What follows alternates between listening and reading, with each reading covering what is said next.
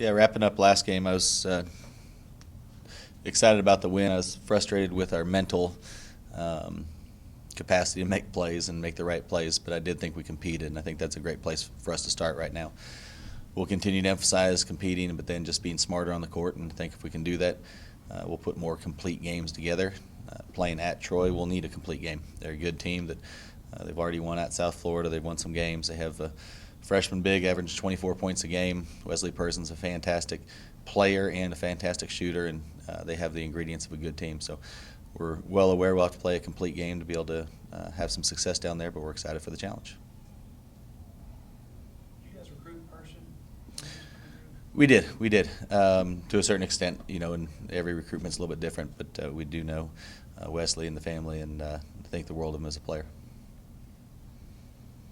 When you're breaking down film, do you spend more time watching opponents or just your team, or is there a balance? There's a balance. I'd say it's a pretty equal combination. After every game, we'll break it down and evaluate the past game, and then turn the page for the next game as well. So this week we played on Monday, so Tuesday I was pretty much really worried about the past game against Alabama State, and then wrapped that up and tried to get the focus on the end of that day, and then all day today on Troy, and get prepared and get ready to go.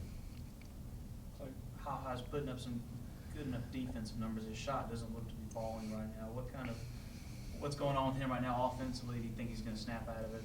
Yeah, he's fine. He hadn't shot that many shots. It's kind of the sample size is pretty darn small right now. We're 2 games into it, and I would say that with everybody on our team. So absolutely no concerns from my standpoint. I think he's clicking this close to really have things clicking on both ends of the floor, and he's playing hard. I think his mind's in a good spot, and I have full confidence that he's going to continue to produce at an even higher rate.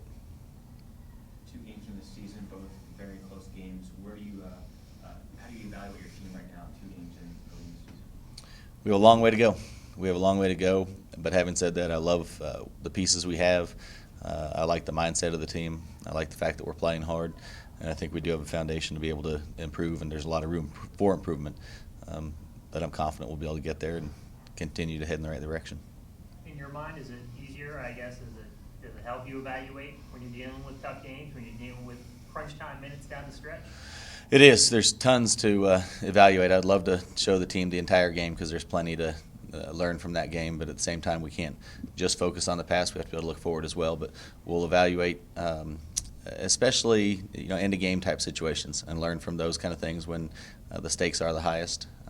But the team has been very, very resilient to this point, and they understand this is a process and it's a learning curve with everything. But we should be a little more advanced than a lot of teams because we have some experience and a lot of guys back.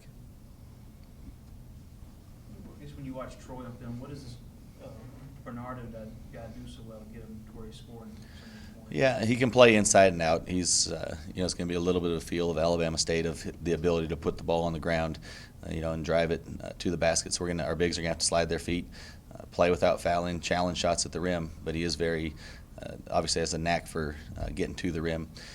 And then the other thing is he's a very good offensive rebounder. So we're going to have to not only box him out. I think one of the big keys we'll have is pursue the basketball and go after it harder than they do.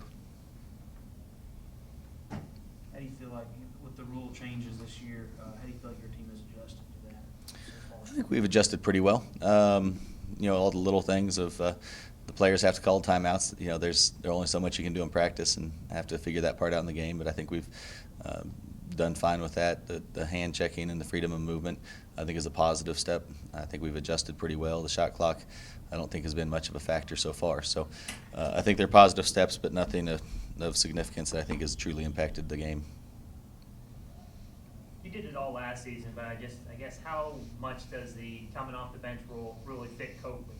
Has he ever actually come up to you and said, I think I'd be better used to start, or is it just something he's completely comfortable with? I asked him, I said, what's your comfort level? How you feeling?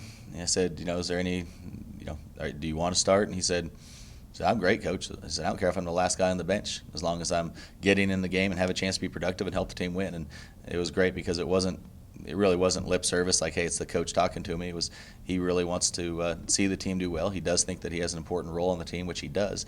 And, I mean, let's be honest. If you're a team scouting us right now, you're not sitting there saying, hey, they have 5 starters, and then, their bench plays this or that. I mean, they're saying, hey, they have 6, 7, 8 guys or more that are very, very good, and Chris Coakley's going to be right at the top of that list.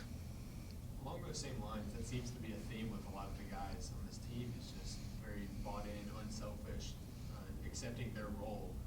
Is that the case with everybody? It is. I've said it a lot. I think we do have a lot of high character guys that are bought into the team concept. We feel like we have something pretty special with the kids we've recruited. The roles will continue to evolve, continue to change, with one common goal of the team being as successful as we possibly can. And so it's one thing.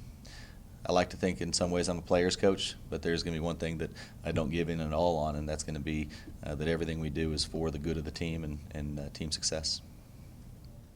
Not much. Competition was really good in both those teams, so it was something to help us get better as a team. But as of right now, not everybody's playing the greatest. We're not all in the flow of the offense. We're not all in the flow of the defense. So we can just get better as a team and just use that to get better. I don't think it's something that is too early to evaluate off of. What do you know about Troy at this point? Right now, nothing. We were off yesterday, so today will be the first scout day. We'll watch some film and go over their sets.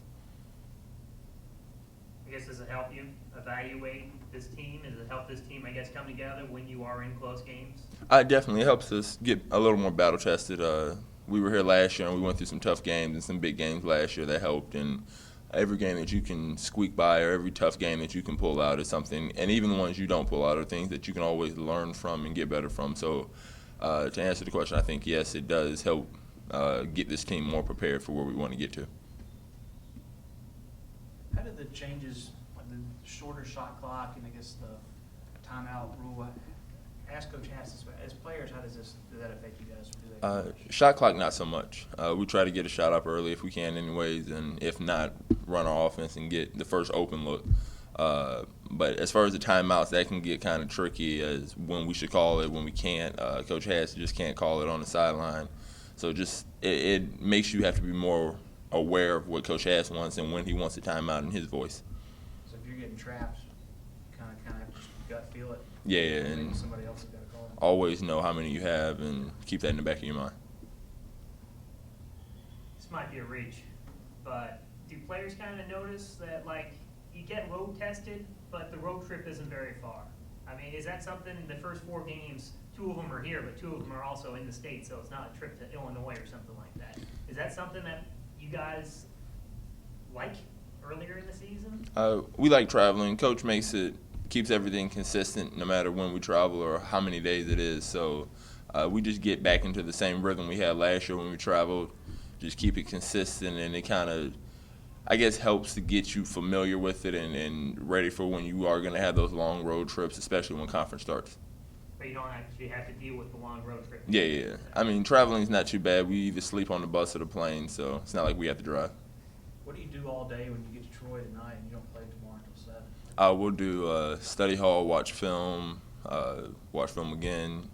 Coach Hass loves to eat, so we'll pizza, food, we'll eat 4 or 5 times, shoot around, and he does a good job of keeping us busy, but not too busy where we're on our feet moving and tired for the game. On these off days that you guys have in between games, are you guys required to do anything, whether it's treatment-wise, or is that kind of on your own? As far as treatment, I'm not sure. I know everything else, an off day, they're not allowed to have us required to do anything, but we do get in for treatment, especially ones that play a little more and a little more beat down. Get in for treatment or go to the strength coach and get a stretch in, and always come in and get shots up. That's always a given.